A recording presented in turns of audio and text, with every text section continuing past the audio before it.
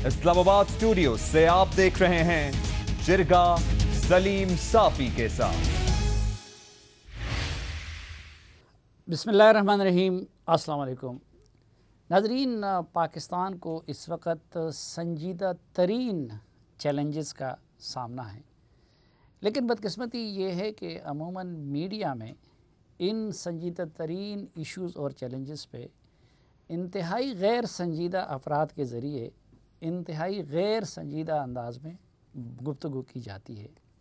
हमने आज के इस जरगे में ज़रूरी समझा कि हम पाकिस्तान के असल और संजीदा तरीन जो इस वक्त चैलेंजेस हैं उन पे बात करें, लेकिन बात भी करें हम तमाम बड़ी सियासी जमातों के संजीदा तरीन और मोतबर तरीन और बाखबर तरीन अफराद के साथ, जो अल्हम्दुलिल्लाह गुफ्तगू करने का सलीक़ा भी जानते हैं। तो आज के जरगे में हमारे साथ स्टूडियो में तशरीफ़ फरमा हैं वफाकी वज़ीर इत्तलाआत व नशरियात जनाब सेनेटर शिबली फराज साहब। हमारे साथ मेहरबानी की है जनाब सेनेटर मुशाहिद हुसैन सैयद साहब ने, वो भी साबिक़ वज़ीर इत्तलाआत रहे हैं। और हमारे साथ मेहरबानी की है आज के प्रोग्राम में शिरकत के लिए पीपल्स पार्टी की नुमाइंदगी के लिए साबिक़ वज़ीर इत्तलाआत व नशरियात जनाब कमर ज़मान कायरा साहब।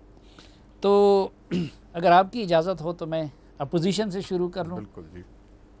मुशाहिद साहब, इस वक्त आप क्या समझते हैं पाकिस्तान के नंबर 1 मसाइल में इस वक्त हमें कोरोना है, मईशत है, इंडिया का चैलेंज है, या इसके अलावा कुछ और भी है?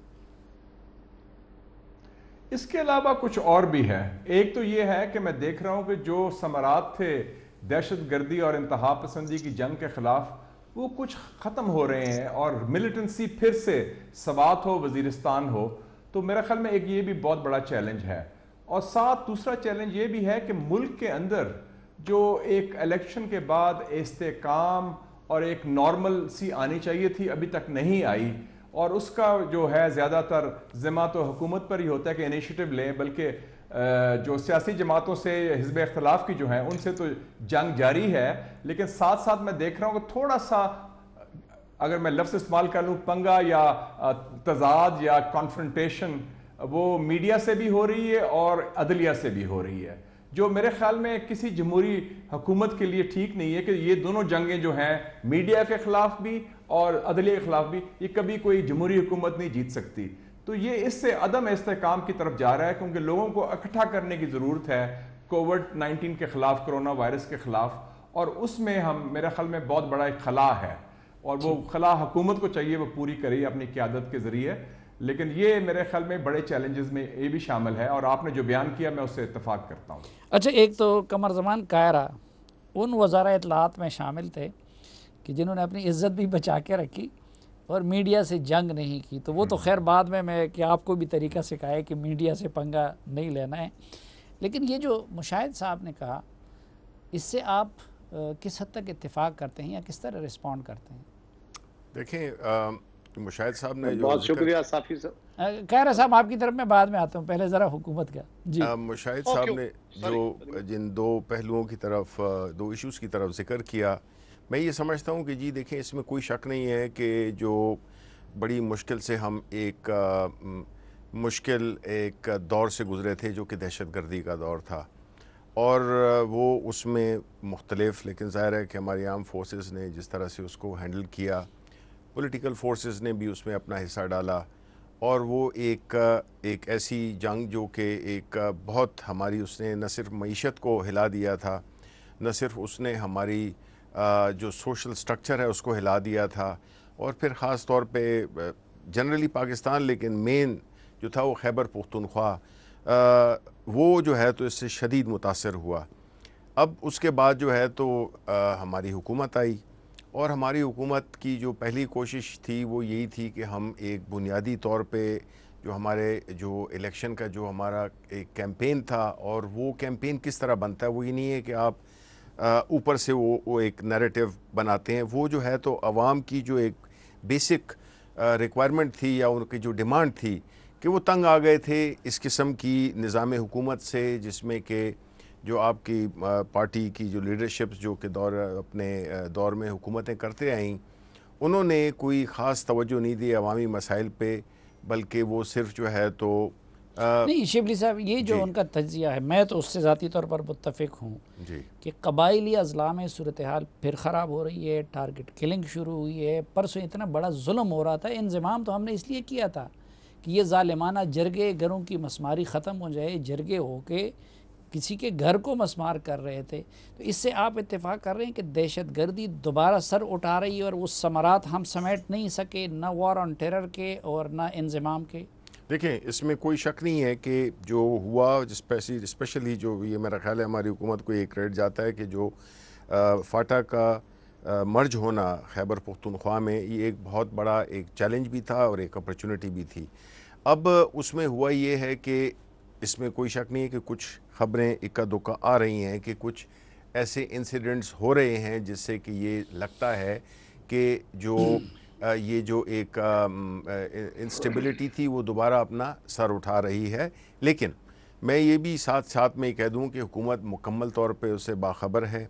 जो हमारे सिक्योरिटी के अदारे हैं वो फुली तरह अपने उसको उनके कंट्रोल में है, और हम उम्मीद यही करते हैं कि हमारी जो मसाइल और बहुत से हो सकते हैं, लेकिन वो मसाइल जिनका हल और जिनका इलाज हमारे पास इंटरनली हो, तो मुल्क को अंदरूनी तौर पे जो है तो स्टेबलाइज करना ये हमारी टॉप प्रायोरिटी है, और हम उसके सिलसिले में काफ़ी इकदाम भी कर रहे हैं। अच्छा कायरा साहब, आपकी क्या राय है कि इस वक्त पाकिस्तान को चैलेंजेस तो बहुत सारे हैं, टॉप के 3-4 चैलेंजेस क्या हैं, और उससे हमारी सियासी क़यादत मजमूई तौर पर मैं कहूँगा कि किस तरह निमट रही है? शुक्रिया साफ़ी साहब। एक तो मेरे सीनियर हैं, मेरे भी, शिबली साहब के भी, आपके भी, मुशाहिद साहब, यकीनन हम इनसे सीखते रहते हैं। और मेरे तो वजारत में भी सीनियर थे। अब शिबली साहब ने ये कांटों का किसे संभाली है।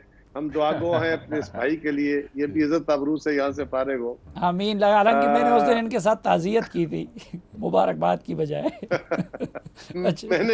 मैंने भी जब इनको मैसेज किया तो कुछ इसी तरह का किया था। अच्छा, लेकिन अल्लाह करे, ये बड़े काबिल आदमी है, अल्लाह ताला इनको हिम्मत दे। देखिए साफी साहब, गुजारिश है, मसाइल जब किसी घर के, कबीले के, किसी मुल्क के, कौम के हो जाते हैं, तो उन मसाइल के हल के लिए पहले जो काम होता है ना, वो आपस में इत्तेफाक होता है, यकजहती होता है, आपस में मिल बैठना होता है, ताकि किसी भी मसले का हल निकालना हो तो उसके ऊपर मुख्तलिफ आरा हो सकती है। सगे भाइयों में मुख्तलिफ आरा होती है, लेकिन उनके अंदर जो अमल होता है ना एक दूसरे के साथ तसादम का, लड़ाई का, अगर उसको अवॉइड करके हम बैठ जाएं और बैठ के मशवरा कर लें, तो मुशावरत से हमारे दीन के मुताबिक भी और दुनिया के तजर्बे के मुताबिक भी मुशावरत से बेहतर रास्ते पैदा होते हैं। ठीक, हमारे यहाँ अनफॉर्चुनेटली ये अमल नहीं हो रहा जो बहुत जरूरी था, माजी में भी नहीं था।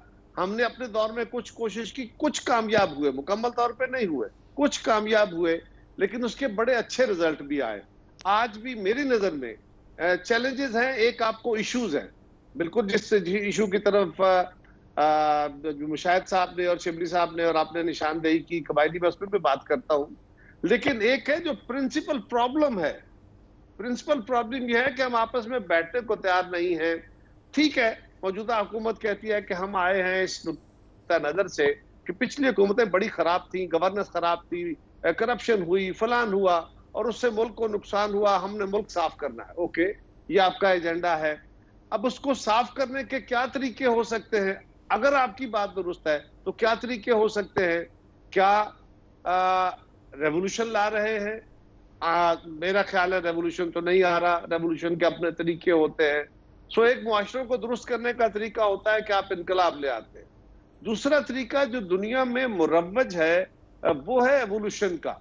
एवोल्यूशनरी तरीके से आपने पार्लिमानों के अंदर, अवामी नुमाइंदगी के अंदर जो जमहूरी तरीका है, उनके अंदर से चीजें पैदा करके उनको आस्ता आस्ता आगे लेके चलना है। आपने मशावरती अमल बढ़ाना है और आपको नापसंदीदा लोगों से भी बैठ के बात करनी पड़ेगी, क्योंकि जमहूरी अमल जो है तो ये खैर साहब, उसका फोरम तो कहते हैं पार्लियामेंट है, सबकी नुमाइंदगी है, तो पार्लियामेंट के इजलास तो हो रहे हैं।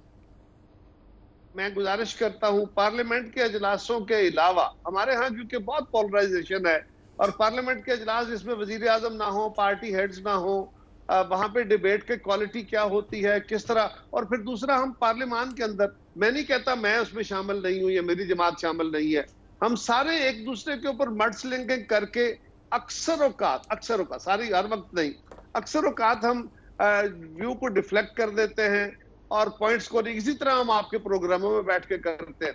सवाल यह है कि बिल्कुल अपोजिशन का काम अटैक करना है, अपोजिशन ने क्रिटिसाइज करना है, रास्ते पैदा करने हैं, लेकिन एट द सेम टाइम अगर आप बैठ के कोई मुशावरत करके रास्ता निकालते हैं तो उसका एक सबसे बड़ा फायदा ये होता है कि कौम को जो मैसेज जाता है वो ये है कि किसी एक जमात का नहीं है, ये बहुत सारी जमातें, सारी कौमी क़यादत इकट्ठी हुई है। और दूसरी गुजारिश ये भी है कि जो हमारे इदारे हैं उनको भी ये मैसेज देना होगा। अगर ये हमारे इदारे और एजेंसीज ये मैसेज दें कि ये सियासतदान क्या है, ये तो कठपुतलियां हैं, मैं भी कहूं कठपुतलियां हैं, आप भी कहें, और हम खुला खुला कहते हैं इलेक्शन छीने गए हैं, फलान हुआ है, बहुत सारी लंबी दास्तान है, मैं बहस में नहीं जाता। अदलिया के ऊपर हो कि अगर अदलिया जो है वो मैसेज ये हो कि अदलिया तो अनटचेबल है, अदलिया को तो पूछा नहीं जा सकता, लेकिन अदलिया जब चाहती है वो एग्जीक्यूटिव को बुला के गलत फैसले करके भी, मतलब इफ्तिखार चौधरी साहब ने बहुत सारे गलत फैसले किए, जस्टिस मुनीर ने गलत, इस तरह के हो जाते हैं फैसले, नियतन या गैर दानिस्तन की बात नहीं मैं कर रहा, लेकिन उससे इम्पैक्ट क्या होता है कि बाकी इदारे सबसाइड हो जाते हैं। तो क्राइसिस के अंदर जिन्होंने फैसले करके अमल करना है वो एग्जीक्यूटिव अथॉरिटी अंडरमाइन हो जाती है। ठीक, अच्छा जी, पॉलिटिकल अथॉरिटी मुझे ब्रेक पे भी जाना है कायरा साहब, लेकिन पहले मैंने कहा फिर लोग भूल जाएंगे। अगर शिबली साहब रिस्पॉन्ड करें जो कुछ आपने फरमाया है। देखें, मैं ये समझता हूँ कि ये जो बातें कायरा साहब ने की हैं, बात यह है कि जी हमने ये देखना है कि ये मुल्क किस तरह से चलता है। 72 साल हो गए हैं और कम ही अरसा रह गया है जिसमें कि हम 20-25 साल बाद हमारे 100 साल मुकम्मल हो जाएंगे। हमने ये देखा है कि जो पिछले 72 साल में जिस तरह से चीज़ें चली हैं वो कामयाब नहीं हुई। उसने एक मुल्क की न मीशत को एक स्टेबिलिटी दी, न एक ऐसा माहौल पैदा किया जिसमें कि ये पूरा एक बजाय एक हजूम के एक कौम के तरह एक उभर सके ये मुल्क। और इसकी जो वो हैं एस्पेक्ट्स हैं हम एक मुल्क के, वो हम उन अहदाफ को हासिल नहीं कर सके हैं। तो हमें ये देखना होगा कि वो क्या वजूहात हैं। आया हमारे पॉलिटिकल सिस्टम में कोई फ्लॉ है, आया हमारी नेशन में कोई ऐसा वो है। तो लेकिन शिबली साहब, एक तब्दीली आपको आती हुई महसूस नहीं हो रही है कि 72 सालों में जी अपोजिशन पोलराइजेशन की तरफ जाती थी, अपोजिशन हुकूमत के लिए हालात ख़राब करती थी, बैठती नहीं थी जी। इस मरतबा आपको ऐसी अपोजिशन मिली हुई है कि जो बैठना चाहती है, बार बार आपसे इल्तिजा कर रही है, लड़ना नहीं चाहती। तो जो कायरा साहब ने बात इसके बाद इसमें क्या हर्ज था कि अपोजिशन के रहनुमाओं को साथ बैठा दिए जाते इन चैलेंजेस के लिए? देखें, ये बड़ा अच्छा सवाल। बात ये है कि हमने ये देखना है कि हम आया उसी तर्ज की हुकूमत रहें जो कि माजी में रही हैं, जिसमें कि आप हमेशा ये कहते रहे हैं कि आप मिट्टी पाओ और चीज़ों को आके ले जाओ, पीछे रहने दो। देखें, जिस माशरे में जज़ा और सज़ा का निज़ाम नहीं होगा, जिसमें कि अच्छे और बुरे में तमीज़ नहीं होगी, जिसमें कि कोई भी शख्स कानून से बालातर नहीं होगा, तो वो निज़ाम चल ही नहीं सकता। यानी आप ये लोग उस बैठने की कीमत एहतिसाब से अपनी गलू खलासी लेना चाहते हैं। देखिए, मैं ये कह रहा हूँ कि देखें, हमने तो फिर ये फैसला करना है ना कि अगर हम पार्लियामेंट की जो पिछले 2 साल की अगर आप उसकी कार्रवाई को देखें तो उसमें तो नज़र तो यही आता है कि जब भी किसी के ऊपर, पहले बात तो इस मुल्क में ये एक बड़ा एक अजीब सा निज़ाम है जिसमें कि अगर सहाफ़ी को पकड़ा जाए तो कहते हैं जी सहाफ़त की वो हो रही है, वो को गला घोंटा जा रहा है। अगर किसी पॉलिटिशियन की होती है तो कहते हैं पॉलिटिकल मैक्टिमाइजेशन है। इसलिए कहते हैं ना, अभी देख लीजिए, वो इसलिए कहते हैं, देखिए बाबर अवान साहब न इंक्वायरी की स्टेज पे, न इन्वेस्टिगेशन की स्टेज पे, न किसी और की स्टेज पे, बाकी आपके कितने मिनिस्टर किस स्टेज पे, जब उनको उसी स्टेज पे नहीं गिरफ्तार किया जाता और मीर शकीद उर रहमान को आके आप सिर्फ कंप्लेंट के स्टेज पे गिरफ्तार कर लेते हैं। देखिए, ये नाइंसाफ़ी नहीं है। पहली बात तो ये है कि अगर ऐसा होता तो अभी तक कई लोग सज़ाएं हो चुकी होती। देखिए, हमारा काम क्या है? हमारा काम है कि एक तो सबसे पहले मुल्क में ये तासुर पैदा करना और ये पैगाम देना कि देखें, आप अगर हुकूमत को, मेरे हो सकता है मेरे जो दोनों मोहतरम साथी हैं वो इससे एग्री ना करें, बट पूरी कौम जानती है कि ये तो तय है ना कि जो पुराना तर्ज सियासत था जिसमें आप ये कहते हैं कि सारे मिल के बैठ जाते थे, वो मिल के बैठने के बाद उसका मुल्क को फायदा हुआ या नहीं हुआ? जो कुछ हमने ये कायरा साहब की हुकूमत के साथ किया, मैं कहता सी हूं बात ज्यादती करूंगा तक, साफी साहब। लेकिन कोई एक जर्नलिस्ट गिरफ्तार नहीं हुआ। आप नहीं समझते कि मीर शकील के साथ ज्यादती हुई है? देखें, नहीं, मैं इंडिविजुअल केसेस पे जाऊंगा ही नहीं, क्योंकि देखें, आप अगर इंडिविजुअल केसेस पे जाएंगे तो वो फिर बहस एक दूसरी तरफ चली जाएगी। कायरा साहब को मेरी ये देखें, यही प्रॉब्लम है कि देखें, जो सदर अंजुमन हो उसको आप अंजुमन नहीं कह सकते। कहने का मकसद ये है कि आप एक केस को, उसमें फिर तासुर यही लगेगा कि आप ये जो बहस है ये इसको इस तरफ ले जा रहे हैं। देखिए, आपको पता है कि हमारे मुल्क में एक ऐसा कोई डिसिप्लिन नहीं है जिसमें कि मुशाहिद साहब भी काफी देर से खामोश अच्छा, बैठे हैं। मेरा आखिरी आर्गूमेंट है कि देखें, जब सहाफ़ी एहसास जिम्मेदारी नहीं होगा, उसको नहीं पता होगा कि अगर वो कोई गलत बात करे, कोई गलत हरकत करे, तो उसको कवर फिर उसके पीछे नहीं छुपेगा कि जी चूंकि वो सहाफ़ी है तो इसलिए उस पर कोई भी वो फिर सवाब, बिल्कुल ठीक है। इसी तरह किसी लेकिन को भी, ये तो आप मानते हैं ना कि जो कानून उसके लिए हो, शायद खाकाना बासी के लिए, वही कुलिया जुल्फी बुखारी के लिए भी होना चाहिए। देखें, पहली बात तो ये है कि जो भी आप नाम ले नहीं, रहे हैं, मुझे सिर्फ ये बताएं, इंसाफ का तकाजा ये है कि नहीं है? देखें, मैंने तो आपको इंसाफ का कुलिया पहले दे दिया कि नोबडी इज अबव लॉ। हाँ, कोई कानून से बालातर नहीं है। देखिए, हमारी तहरीक में मैं ये मानता चलूं कि हमारी तहरीक में जो मीडिया ने हमें सपोर्ट किया, अब जिस वजह से आपने हमें सपोर्ट किया वो क्यों किया? यही कि इमरान खान एक ऑनेस्ट, एक कमिटेड, एक सिंसियर लीडर है जिसका ना कोई कारोबार है ना, और वो इस मुल्क की भलाई चाहता है। वो एक 22 साल का तो मीडिया को हज़रत अली करम अल्लाह वजह ने कितने अरसे पहले समझा दिया था, मीडिया को नहीं समझ रही थी, तो अब उसको सजा मिलनी चाहिए ना। तो जिस कॉज को आपने सपोर्ट किया था, अभी वो जब हो रहा है तो आप उसके अच्छा, मुझे ज़रा आप ब्रेक का, आपके सीनियर भी नाज़रीन, एक मुख्तसर सी ब्रेक।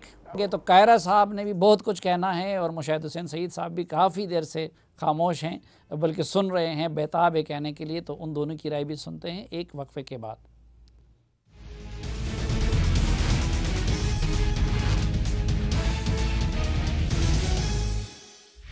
एक बार फिर खुशामदीद आपको जिरगे में। मुशाहिद हुसैन सईद साहब, यकीनन जो ज़्यादती हमारे साथ हो रही, मेरे ख्याल में उससे ज़्यादा ज़्यादती मैंने आपके साथ कर ली इतनी देर से। तो आप कुछ कहना चाह रहे थे? जी, मैं सिर्फ ये मीडिया के बारे में कहना चाह रहा था कि ये बड़ी इंटरेस्टिंग बात है, बल्कि ये आयरनी कह लें जिसे अंग्रेजी में कहते हैं, कि पीटीआई तो प्रोडक्ट है मीडिया की। जितना मीडिया ने सपोर्ट किया इमरान खान साहब को, पीटीआई को, उतना किसी को सपोर्ट नहीं किया।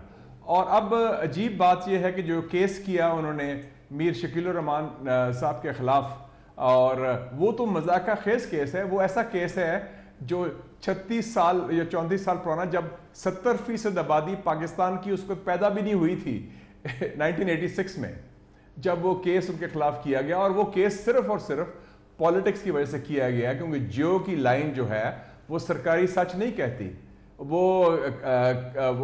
कलमा हक कहती है और फैक्ट्स पर बात करती है। तो मेरे ख्याल में ये फैक्ट्स आर फैक्ट्स।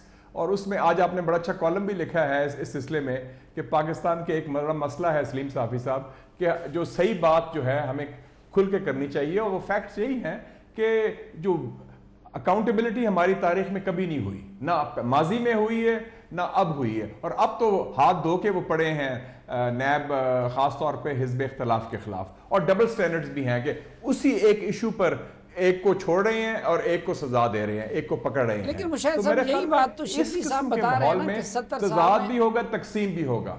यही बात शिबली साहब बता रहे हैं कि 70 साल में कभी अकाउंटेबिलिटी नहीं हुई है। और अब जब हम अकाउंटेबिलिटी करना चाहते हैं अपोजिशन का या मीडिया का, तो आप लोग कोई तो उसके लिए मीडिया का सहारा लेता है, कोई उसके लिए जो है आज़ादी सहाफ़त का, कोई जमहूरियत का लेता है। तो ये हकीकत नहीं है क्या?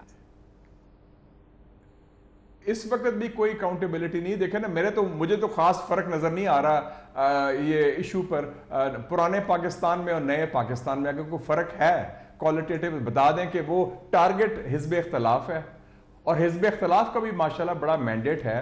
और उस हवाले से क्या हुआ है कि अभी तक माहौल में तकसीम है, तजाद है, तसादम है, इकट्ठे बैठने को कोई तैयार नहीं है। और ख़ास तौर पे आज जैसे आपने ठीक कहा कि ये अपोजिशन ऐसी है कि जो पुलवामा का इशू हो, कोविड का इशू हो, कश्मीर का इशू हो, सब ताउन करने को तैयार हैं। तो इससे मेरे ख्याल में माहौल भी ख़राब होगा, फिर बिगड़ेगा, और फिर पाकिस्तान में जैसे मुल्क में हालात तब्दील होते देर नहीं लगती। फिर वही होगा कि जब कोई इनके खिलाफ एक्शन होगा या कोई और फोर्सेस फिर एक्टिव हो जाएंगी या यू टर्न लेंगी या नज़रसानी करेंगी, तो उसको वेलकम करेंगे। तो वही पुरानी फिल्म की रील चलेगी। मेरे ख्याल में हम नए अगर ट्रेडिशन सेट करें, नए चीज़ें करें, तो वो बेहतर होगा, क्योंकि मुल्क इस वक्त जो क्राइसिस है कोरोना के अलावा भी, और जो हमारी सिचुएशन है, वो डिमांड करता है कि इकट्ठे मिलजुल के, क्योंकि ना एक शख्स, ना एक पार्टी, ना एक इदारा, ना एक एजेंसी, ना एक हुकूमत अकेले मसला हल कर सकती है। अच्छा, और जब तक साथ मिलजुल के नहीं बैठेंगे ये मसले हल नहीं होंगे।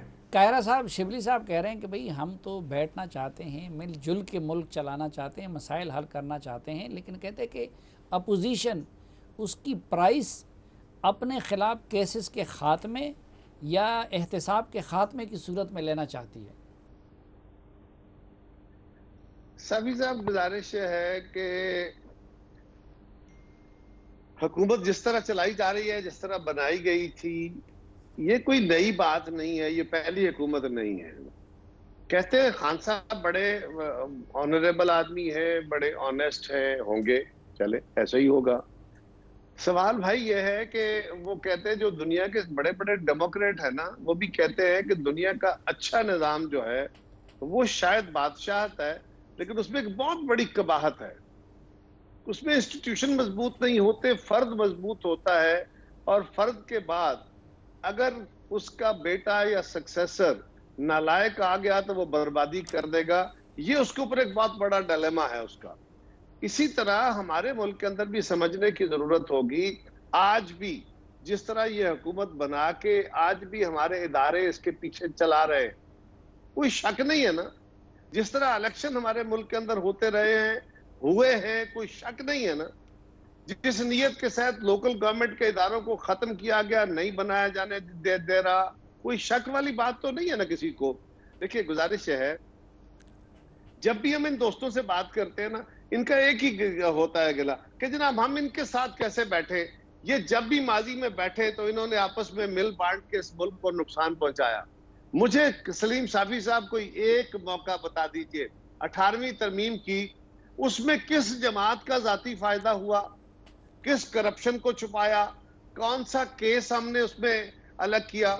अगर हमने एनएफसी किया तो उसमें सब लोग इकट्ठे बैठे तो उससे हमने क्या नुकसान किया।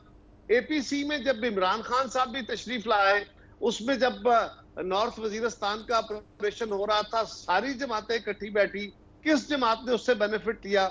जब हमने नहीं कह रहा साहब, वो चीज़ें अपनी जगह पे हकीकत है, लेकिन वो तो आपकी प्रायोरिटी और आपका मंशूर था 18th amendment, war on terror, लेकिन इनके उसमें तो अकाउंटेबिलिटी है। ये कह रहा नहीं, हूं, ये तो हकीकत है ना कि दोनों जमातें अकाउंटेबिलिटी नहीं कर सकी, ना उसके लिए कोई मुनसिफाना निजाम बना सकी। साहब, मेरा सवाल ये नहीं है, मैं जो चीज बिल्ड करना चाह रहा था वो ये था कि जब कौमी क़यादत इकट्ठी बैठी बशमूल पीटीआई के, तो उससे बेहतर फैसले हुए, कौमी यकजहती हुई।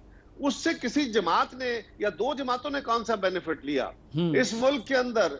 जो बारियां देने वाली बात है साफी साहब, आप तो जानते ही हैं, बारियां जमातें आपस में बैठ के नहीं क्या करती, बारियां लेने देने वाले तो कोई और हैं। सवाल सिंपल ये है, हम कह रहे हैं, हम इंतजाम में नहीं जाना चाहते। आज की डिबेट बड़ी अच्छी है, मैं इसमें कोई गवर्नमेंट के ऊपर क्रिटिसाइज की बात नहीं कर रहा, मैं प्रिंसिपल की तरफ देख रहा हूं कि हमें जब तक ये देखने की जरूरत है, कोई अकले कुल नहीं है, कोई जमात ऐसी नहीं है जिसमें सारे लोग अच्छे हैं, और कोई फर्द वाहिद इस निजाम को दुरुस्त नहीं कर सकता।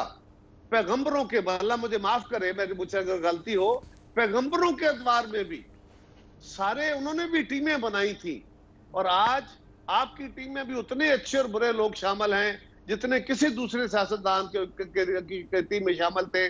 और पाकिस्तान की अलमिया यह है साफी साहब, आपको और मुशाहिद साहब को और शिबली साहब को मैंने बताना है कि इस मुल्क के अंदर 40 साल तक तो डायरेक्टली डिक्टेटरशिप चल रही, और बाकी सालों में डिक्टेटरशिप ने या उनके अपने लोगों ने लोगों के पांव खींचे रखे, हाथ बांधे रखे, उनके खिलाफ उनकी ह्यूमिलेशन कराई गई, क्या क्या तमाशे नहीं थे, मैं छोड़े, लेकिन फिर भी जब जब इकट्ठे बैठने से तलखियां दूर होती है। अच्छा, इकट्ठे बैठने की आप लोग कोई कीमत उसूल नहीं करना चाहते हैं? मुआशरे को आगे नहीं बढ़ा सकते।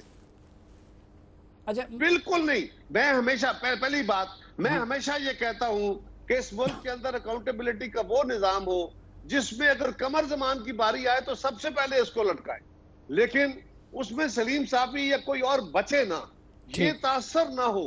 और ये बात खुद पीटीआई के लोग कह रहे हैं, खुद वजीर आजम कह रहे हैं, खुद अदालतें कह रही हैं, खुद मीडिया कह रहा है कि अकाउंटेबिलिटी के कवानीन में वो सुकम मौजूद है जो लोगों के बाजू मरोड़ के उनकी जमातों की वफादारियां तब्दील करते रहा और इस मुल्क में हुक्मरानी के लिए इस्तेमाल हुआ, अच्छी के लिए नहीं। अगर कीमत नहीं लेना चाहते हैं, कानून मुशावरत में बरकत है, आपके इल्म में सबसे ज्यादा हमें मिली, हम कोई इल्म नहीं चाहते, हम कोई जजा नहीं चाहते, इनसे कोई फेवर नहीं चाहते, सिर्फ यह है कि लोगों के तजर्बे से भी सीख लें।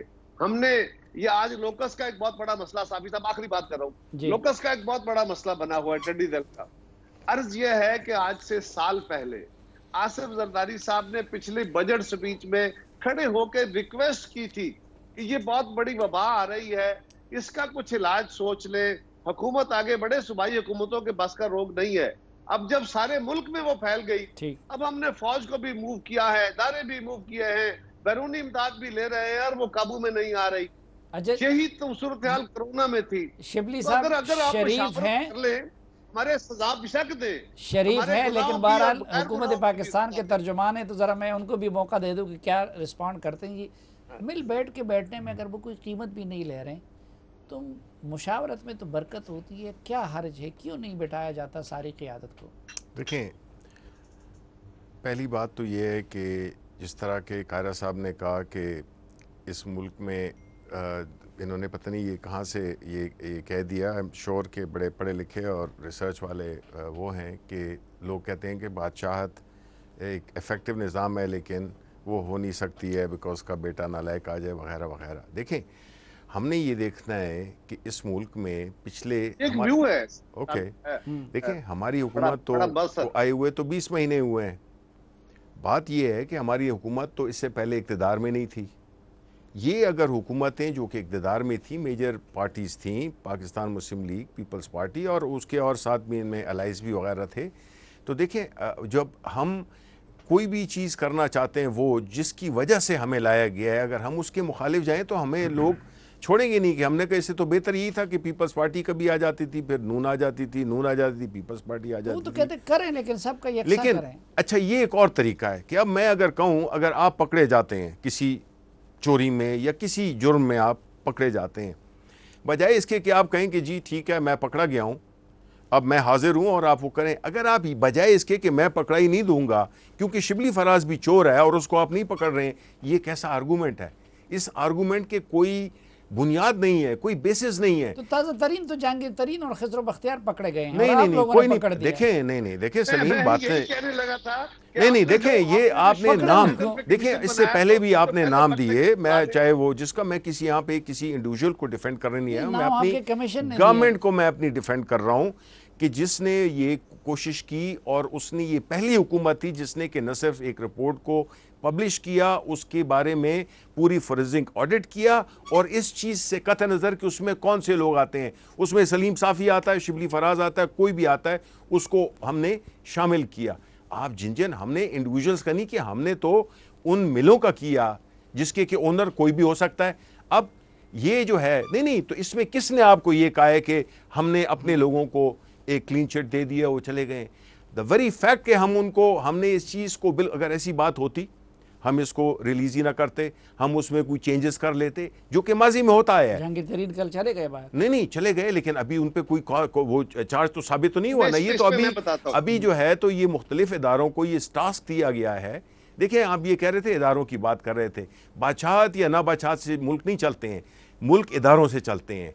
आप मुझे ये बताएं कि हमारे पिछले 72 साल में कौन सा इदारा बनाया गया जो कि स्टेबल हो, बल्कि जो थे अच्छे थे उनको भी अपनी इंटरेस्ट के लिए उनको आहिस्ता आहिस्ता मफलूज किया गया। और आज नतीजतन आप ये पूछते हैं कि जी हमने तो आपने केसेस तो आप बहुत लाते हैं, अब जिस तरह के वो टीटीज का और ये सारे cases open and shut cases है ना। साहब का इदारा तो वैसे उन्होंने बनाया, आप लोगों ने तो नहीं बनाया। नहीं नहीं, देखें ये तो इन्होंने ही बनाया और इसी का लॉ भी इन्होंने पास किया, और मैं ये क्रेडिट दूंगा ये पीपल्स पार्टी को। चेयरमैन भी इन्होंने बनाया, तो आप लोगों को इतना अजीज क्यों है? ना, हमें नहीं अजीज है, हमने तो ये कहा है कि हमने इदारों को आज़ाद कर दी है। हम ये नहीं है कि जिस तरह के नून के ज़माने में तो कायरा साहब वगैरह ये इनकी पार्टी ने वो उसमें जो नैब लॉ था उसमें चेंजेस लाना चाहते थे, लेकिन मुशर्रफ साहब की पार्टी ने उसको अपोज किया। एक ब्रेक की मुझे इजाज़त है, फिर हम हल की तरफ आते हैं। नाज़रीन एक मुख्तसर सी, उसके बाद फिर हल की तरफ आते हैं कि हल क्या हो सकता है।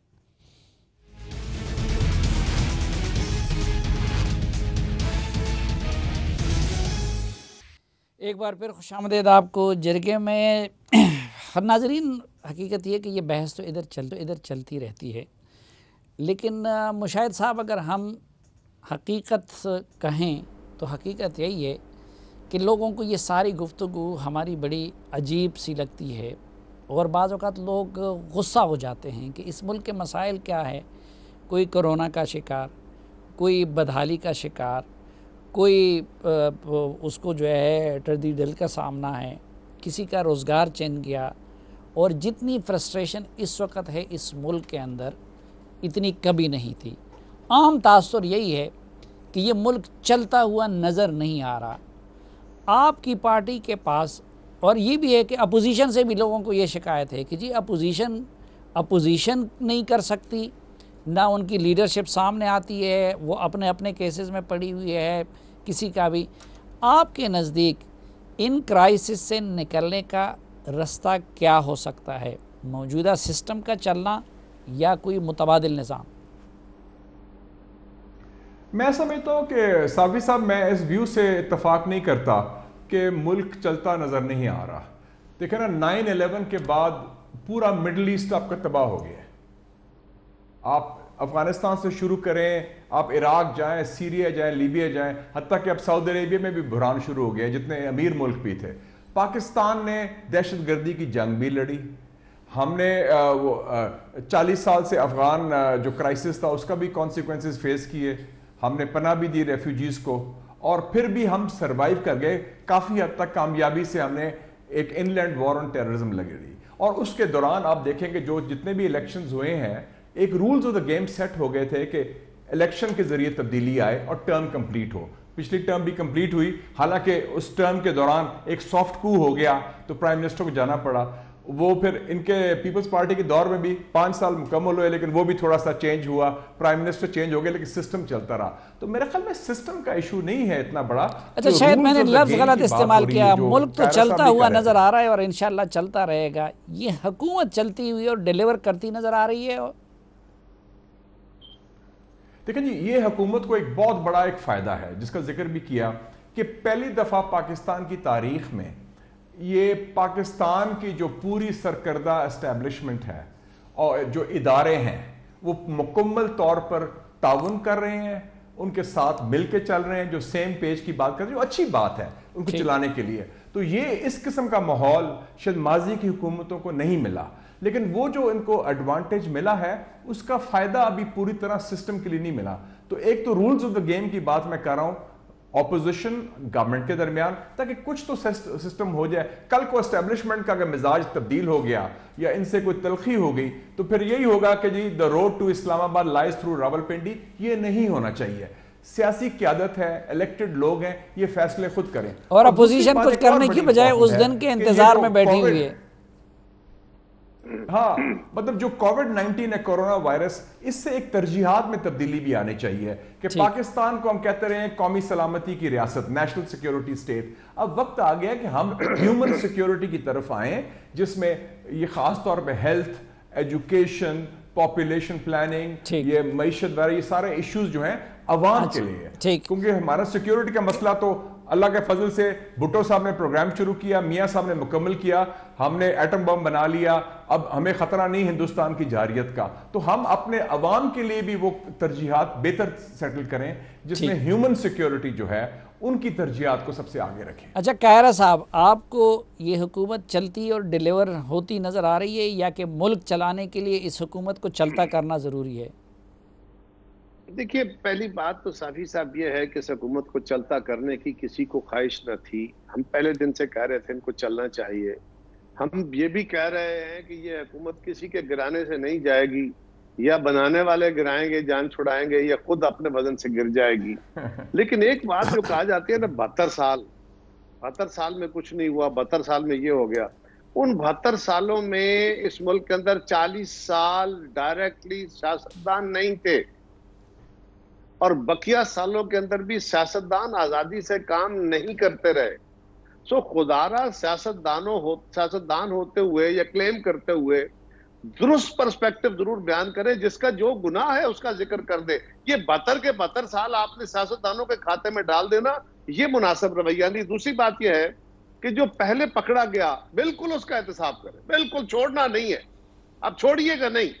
लेकिन जो पहले पकड़ा गया, जो पहले कमेटी बनी थी, वो बनी थी 2019-20 के दरमियान चीनी की कीमत बढ़ा के जो लूट मार की गई, उसको पकड़े, पहले उसको पकड़े ना। अब आपने पहले क्या किया, जब वो कमेटी की रिपोर्ट आई तो उसको 5 साल तक एनहांस कर दिया। अब लेटेस्ट यह है कि 1985 से लेके चलेंगे, और फिर इसमें रिफॉर्म्स भी आएंगी, इसमें फलां भी होगा। ओ भाई, पहले जो जुर्म हुआ आपने खुद पकड़ा, आपकी हुकूमत का क्लेम है, और आप इसका क्रेडिट लेते हैं कि आपने अपने लोगों के नाम दिए। उनको पहले जजा सजा कर ले, बाकियों का भी करें, बिल्कुल छोड़िएगा नहीं। पीपल्स पार्टी के दौर में, मुस्लिम लीग के दौर में, उससे पहले जो हुआ, किसी को मत छोड़े। ज़ियाउल हक के दौर का निकाले में क्या एतराज है। और आखिरी गुजारिश ये है, अपोजिशन जो मैं गुजारिश करूं, ये जो है ना जी कि इकट्ठे बैठ के क्या करते रहे, बहुत सारी वो इकट्ठे बैठने की मीटिंगें वो थी जिसमें पीटीआई भी शामिल थी। वो जो आईपीसी हुई उसमें पीटीआई और खान साहब भी शामिल होते रहे कई मीटिंगों में। सो उससे कौम का फायदा हुआ था। हम एक और तरह का जहान है, सिर्फ असेंबलियों के अंदर काम नहीं चलेगा। आपने फरमाया अपोजिशन कुछ नहीं कर रही। साफी साहब, अपोजिशन क्या करे? अपोजिशन ये कर रही है कि असेंबलियों के अंदर अपना एहतजाज करती है, अपना मौकफ देती है, मीडिया के अंदर मौकफ देती है। रह गई सूरत हाल कि हम सड़कों पे आ जाए इकट्ठे होकर इनके खिलाफ, और रोज जलसा जुलूस करें। एक तो कोविड आ गया, ये कोरोना, और अगर हम करेंगे तो उससे ये होगा कि जी ये सिस्टम को डिस्टेबलाइज करते हैं। तो अपोजिशन की जो जिम्मेदारी है वो चीजों की निशानदेही है, और हम अपने इरादों से, अपनी कोशिश से इस हुकूमत से गालियां भी खा रहे हैं। और मैंने पहले भी कहा था कि इनके लब इतने शीरी नहीं है जिसके लिए शायर ने कहा कि हमने कितने शीरी हैं तेरे लब के रफीक, गालियां खा के भी बेमजा न हुए। इनके लब वो नहीं है, लेकिन इसके बावजूद हम इनसे गालियां खा के कहते हैं कि हम तावन करने को तैयार हैं। शिबली साहब, एहतसाब शिबली परा साहब, आप लोग छोटी सी आखिरी गुजारिश, छोटी सी गुजारिश साहब। जी देखिए, मुल्क के अंदर ना करप्शन एक बहुत बड़ा इशू है, इसमें कोई शक नहीं। लेकिन क्या करप्शन सिर्फ वाहिद इशू है? क्या इस मुल्क के अंदर 18वीं तरमीम, क्या इस मुल्क के अंदर जो हुआ था, पाकिस्तान के खिलाफ नारे लगे थे, वो करप्शन की बुनियाद पे लगे थे? क्या मुल्क करप्शन की बुनियाद पे टूटा था? क्या कौम परस्ती के नारे करप्शन की बुनियाद पे थे? वो हुकूक की बुनियाद पे, जरा शिबली साहब का भी मौक़िफ़ लेते हैं। एनएफसी की बुनियाद पे थे, हमने वो हल किए थे। तो सबको साथ लेके चलिए। ठीक। अच्छा, आपकी हुकूमत अपनी हद तक अपनी परफॉर्मेंस से मुतमईन है? देखें, कंसिडरिंग कि जो हमने मसलन जब ये हमारी हुकूमत जो विरासत में हमें मिली, जिस तरह की हमारी सबसे बड़ी जो अहम तरीन जुज़ होता है वो इकॉनमी मुल्क की होती है, apart from law and order और एक जनरल पीस एंड हार्मनी। जो इकॉनमी मिली थी उसको हमने पूरी मेहनत के साथ, पूरी एक डिसिप्लिन के साथ, एक स्ट्रेटजी के तहत हमने उसको स्टेबलाइज़ किया। इकोनॉमी ऐसी स्टेबलाइज किया कि डिस्टेबलाइज किया? नहीं, हमने स्टेबलाइज किया। 5% से ग्रोथ को आप लोग कोरोना से पहले देखें, आप ये देखें, मेरी बात सुने, ये जो है, तो अगर आप इकोनॉमी को अगर एक साल के तनाजुर में देखेंगे तो आपको फिर कई ऐसी चीज़ हैं। अगर आप हम देखें कि करंट अकाउंट डेफिसिट हमारा कितने 25 अरब डॉलर का था, और वो अब जो है तो 3 अरब डॉलर पे आ गया, तो वो तो फिर सेलेक्टिवली तो आप कर सकते हैं। बुनियादी चीज़ क्या है कि ओवरऑल आपने कोविड जैसे एक क्राइसिस के बाद भी आपने देखा कि हमारी हुकूमत में किसी चीज़ की कमी महसूस नहीं। फूड की जो सप्लाई थी वो सारी बराबर रही, और मुल्कों में आप देखें, बड़े बड़े अच्छे मुल्कों में उन्होंने स्टोर्स पे रन हुआ, उस पर लोगों ने हमले कर दिए, चीज़ें पूरे उठा दी।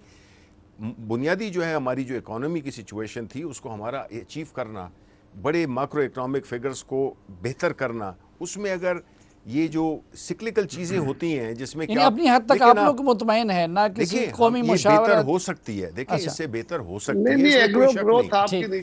इसमें बात यह है कि मैं ये जरूर कहता चलूं कि देखें कुछ स्ट्रक्चरल इश्यूज भी हैं। अब इन्होंने 18वीं तरमीम का जिक्र किया कायरा साहब ने। 18वीं तरमीम देखें ना, आप इसको एक हरफ कुरान बना के नऊज़ुबिल्ला और आप कहें कि जी इसको आप इसके बारे में बात नहीं कर सकते। 18वीं तरमीम का, और इन्होंने ही कहा कि हुकूमतें, सूबाई हुकूमतें ये काम नहीं कर सकती थी, जबकि हेल्थ का बदलना चाहते हैं आप लोग। देखिए हम चाहते हैं, उसने जो सबसे बड़ा जो आयरनी किया है कि जो सबसे बड़ा नुकसान हुआ, अब वो कैलकुलेटेड था, जो कि मेरा ख्याल में कैलकुलेटेड था, या उसका एक नतीजा था कि 18वीं तरमीम में पीपल्स पार्टी को बदलने का, उसमें तरमीम लाने का इरादा रखती है। किस चीज़ में जी? 18th अमेंडमेंट में। देखिए हम ज़रूर ये डिबेट शुरू करना चाहते हैं कि उसी कुछ शिकों में, देखिए 18वीं तरमीम तो एक बड़ी, उसमें तो बहुत सी चीजें हैं, यानी मुकम्मल रोल बैक नहीं करना चाहते। No not at all, not at all. देखिए कुछ शिकों में देखें, और ये होना चाहिए कोई कानून जो कि खास तौर पे इंसान का बनाया हुआ हो, उसमें जब वो ग्राउंड पे आता है, उसकी जो भी मुश्किलें और जो वीकनेसेस सामने आती है उसको बिल्कुल एड्रेस करना चाहिए। वक्त खत्म हुआ है जी। कायरा साहब काइंडली अगर एक फिक्रे में हम, इनसे पहले कहा जाता था कि जान है तो जहान है। आम दुनिया में ये वाहिद हुकूमत है। हम कोरोना में कह रहे हैं जान है तो जान है, ये कहते हैं माल है तो जान है। फर्क ये आ गया। ये देखें, अब देखें ये जो है ना, विद ड्यू रिस्पेक्ट, मेरा ख्याल है कि आपसे तो मेरी रिक्वेस्ट होगी कि ये फिक्रा काटें आप, बिकॉज एक तरफ हम ये पैसे दे रहे हैं आवाम को, हम कंफ्यूज कर रहे हैं कि देखें आपको कायरा साहब, आप जो है ना सिर्फ हवा पे भी जिंदा नहीं रह सकते हैं। मैं माजरत खा हूँ, मेरे लिए तीनों काबिल एहतराम है। शिबली साहब की हुकूमत की तो अभी वक्त ख़त्म नहीं है, कई साल बाकी है, लेकिन मेरे प्रोग्राम का वक्त ख़त्म हुआ है, तो इसलिए मैं आप तीनों के बेहद शुक्रिया के साथ आज के जरगे से इस उम्मीद के साथ और इस दुआ के साथ इजाज़त लेना चाहूँगा कि अल्लाह ताला पाकिस्तानी कौम को और पूरी दुनिया को जल्द अज जल्द कोरोना की इस वबा से निजात दिला दें। जो भी वबाएँ हैं इस मुल्क में, अल्लाह ताला सब वबाओं से हमें निजात दिला दे। इजाज़त दीजिए, अल्लाह हाफ़िज़।